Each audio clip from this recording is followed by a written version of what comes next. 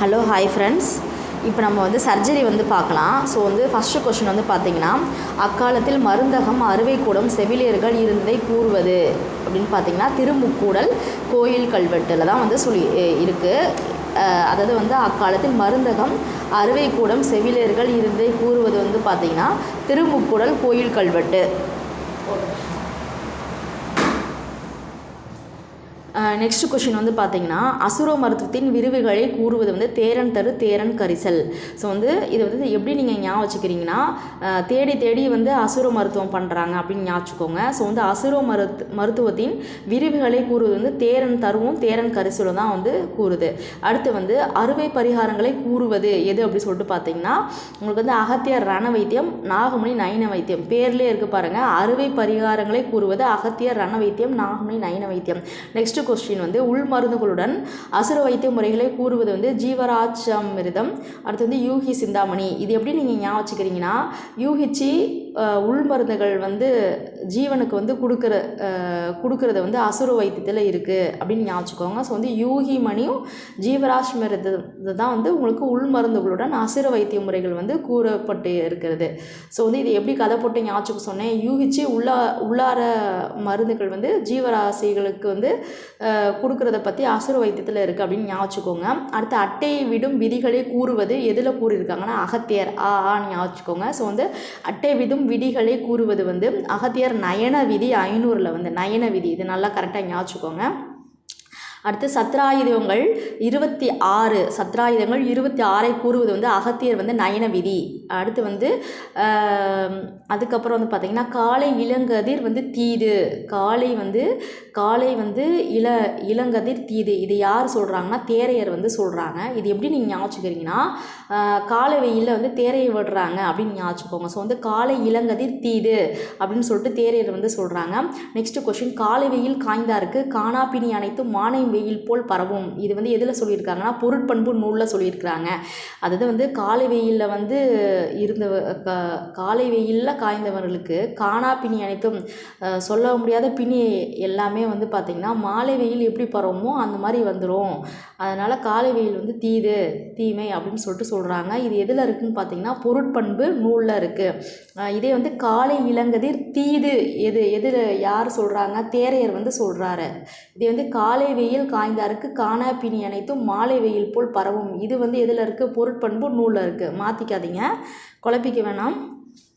Next வந்து மூலம் பகந்திரம் யோனி புற்றுக்கு ரசம் கலந்த புகைகளை பயன்படுத்த வேண்டும். ஸோ வந்து பார்த்திங்கன்னா, எதில் இருக்குன்னா, அகத்தியர் ரண வைத்தியத்தில் வந்து இருக்குது.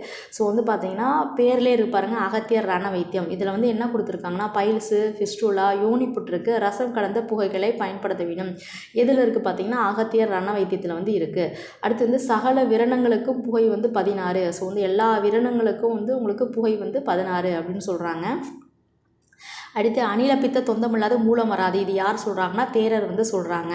இதை அப்படியே மெமரி பண்ணிக்கோங்க. அணிலப்பித்த தொந்தமில்லாது உங்களுக்கு மூலம் வராது. இது யார் சொல்கிறாங்க, தேரன் சொல்கிறாங்க. அடுத்து விதை நோய்கள் இதெல்லாம் தேவையில்லை. பெருநோய் கண்மத்தால் வரும் அப்படின்னு யார் சொல்கிறாங்கன்னு பார்த்தீங்கன்னா, யூகி முனி வந்து சொல்கிறாங்க. இது எப்படி நீங்கள் ஞாபகிங்கன்னா, யூகிச்சு சொல்கிறாங்க, பெருநோய் வந்து கண்மத்தால் வரும் அப்படின்னு ஞாபகிக்கோங்க. அடுத்து வந்து குட்டு நோய்களுக்கு மருத்துவம் இதில் வந்து எந்த நூலில் வந்து கூறப்பட்டிருக்கு அப்படின்னு சொல்லிட்டு பார்க்கலாம். ஃபஸ்ட்டு வந்து குஷ்டகஜகேஜரி அப்படின்னு பார்க்கலாம்.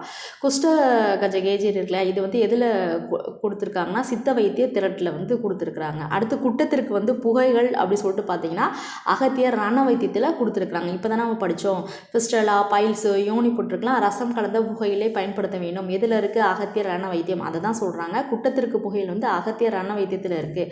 இது வந்து இந்த குஷ்டகஜகேசரி இருக்கு இல்லையா, அது எதில் இருக்குன்னா, சித்த மருத்துவ சித்த வைத்திய திரட்டில் வந்து இருக்குது. சித்த வைத்திய திரட்டு, மாற்றிடாதீங்க. அடுத்த கொஸ்டின் வந்து சொறி குட்டம். இது வந்து சொறி குட்டத்துக்கு வந்து வங்க களிம்பு, அதுக்கப்புறம் அமிர்த மிளகு.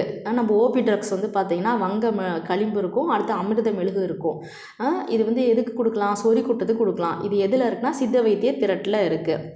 ஸோ வந்து குஷ்டகஜகேசரி, அப்புறம் சொறி குட்டத்துக்கு கொடுக்கப்படும் நம்ம ஓபி ட்ரக் வங்க களிம்பு, அமிர்த மிளகு. இது வந்து எங்கே இருக்குன்னா, சித்த வைத்திய திரட்டில் கொடுத்துருக்குறாங்க. அடுத்து வந்து ஊழலாற்றி தைலம் வந்து எதில் இருக்குன்னா தேரையர் தைல வர்க்க சுருக்கம். இது கண்டிப்பாக வந்தாலும் வரும். ஸோ வந்து ஊழலாற்றி தைலம் வந்து தேரையர் தைல வர்க்க சுருக்கத்தில் வந்து இருக்குது. இது எப்படி நீங்கள் ஆச்சுங்கன்னா தேரையர் வந்து ஊழல் பண்ணுறாங்க அப்படின்னு நீங்கள் ஆச்சுக்கோங்க. ஏன்னா கதை போட்டால் தான் எல்லாத்தையும் மெமரி பண்ண முடியும். அடுத்து செங்கோட்டை லேகியம் நீரடி முத்து லேகியங்கள் எதில் இருக்குன்னா அகத்தியர் வல்லாதி 600ல் இருக்குது. ஸோ வந்து 2 லேகியங்கள் வந்து பற்றி எதில் சொல்லியிருக்கிறாங்க, வல்லாதியில் சொல்லியிருக்கிறாங்க அப்படின்னு நீங்கள் ஆச்சுக்கோங்க. ஸோ வந்து அகத்தியர் வல்லாதி 600ல் வந்து சேராங்கோட்டை லேகியம் நீரடி முத்து லேகியங்கள் பற்றி உங்களுக்கு வந்து சொல்லியிருக்கிறாங்க. அடுத்த கொஸ்டின் வந்து பார்த்திங்கன்னா இது மெயினாக கேட்டாலும் கேட்பாங்க. குற்றநோய்களின் காரணம் குறிகுணங்களை வந்து கூறுவது. ஸோ வந்து குற்றநோய் உங்களுக்கு வந்து குற்றநோய்க்கு அது என்ன காரணம் என்ன, ஈத்தியாலஜி என்ன, ஸோ வந்து அதன சிம்டம்ஸ் என்ன அப்படின்னு வந்து கூறுவது வந்து சித்த மருத்துவம்.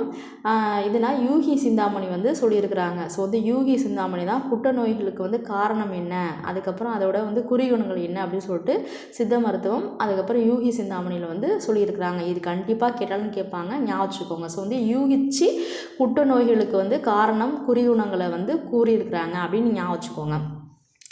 அடுத்து வந்து வெண்குட்டத்திற்கு முள்ளிக்கீரையால் செய்த தங்க பருப்பம். இது வந்து எதில் இருக்குன்னா அகத்தியர் பரிபூரணம் 400ல் வந்து இருக்குது. ஸோ வந்து லெப்ரஸிக்கு வந்து பார்த்திங்கன்னா உங்களுக்கு வந்து முள்ளிக்கீரையால் செய்த தங்க செந்துரம். இது வந்து நல்லா ஞாபகம். முள்ளிக்கீரையால் செய்த தங்க செந்துரம் இது வந்து யார் சொல்லியிருக்காங்கன்னா பரிபூரணம் அப்படின்னு ஞாபகம். ஸோ வந்து அகத்தியர் பரிபூரணம் 400ல் வந்து முள்ளிக்கீரையால் செய்த தங்க செந்துரமானது வெண்குட்டத்திற்கு தரப்படுகிறது அப்படின்னு வந்து எதில் சொல்லியிருக்கிறாங்க, அகத்தியர் பரிபூரணம் 400. இது வந்து பரிபூரணம் அப்படின்னு ஞாபகம். ஸோ வந்து அகத்தியர் பரிபூரணம் 400. அடுத்த கொஸ்டின், இந்த 2 கொஸ்டின் கேட்டாலும் கேட்பாங்க.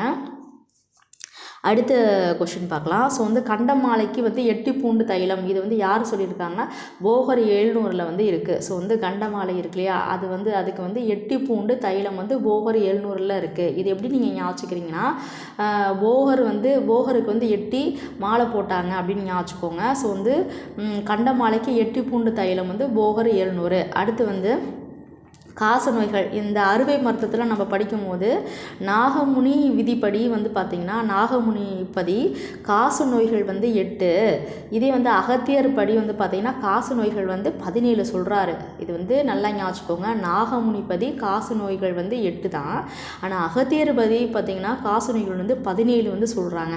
அதே மாதிரி வந்து படல நோய்கள் வந்து நாகமுனிக்கு வந்து பார்த்திங்கன்னா 7 சொல்கிறாரு, ஆனால் அகத்தியர் வந்து படல நோய்கள் வந்து 5 தான், கம்மி தான் சொல்கிறாரு. இது நல்லா ஞாபகம் வச்சுக்கோங்க. அடுத்து வந்து செவி மூக்கு உதடு கையில் வரும் வாத வன்மீகங்கள் அவ்விடத்தில் வரும் புற்றுகள். இது வந்து திருமூலர் தரும சௌமியர் இதெல்லாம் தேவையில்ல வேணாம். மருத்துவ முறைகள் எத்தனை அப்படி சொல்லிட்டு